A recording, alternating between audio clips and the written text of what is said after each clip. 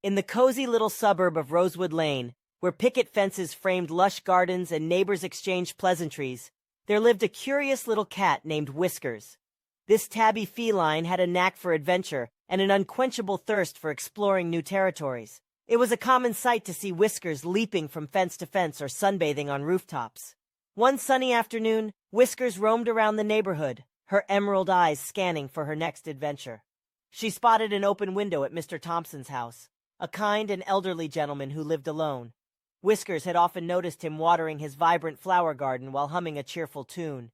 Intrigued, she leaped onto the windowsill, her agile body slipping through the narrow gap.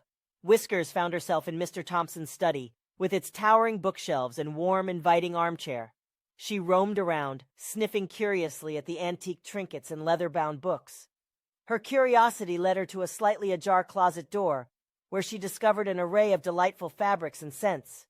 Enchanted, Whiskers slipped into the closet, unaware that the door swung shut behind her, trapping her inside.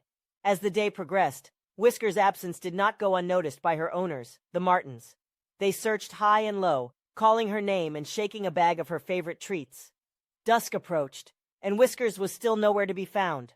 Concerned, the Martins knocked on their neighbors' doors, hoping someone had seen their beloved feline.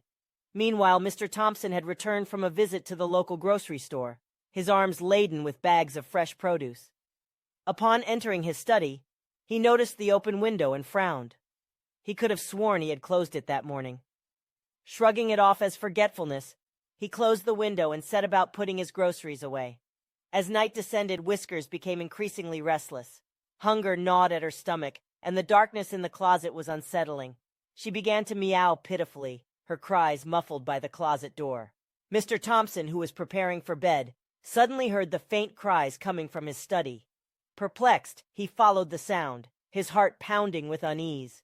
He slowly opened the closet door and jumped back in surprise as Whiskers darted out, her fur puffed up in fright.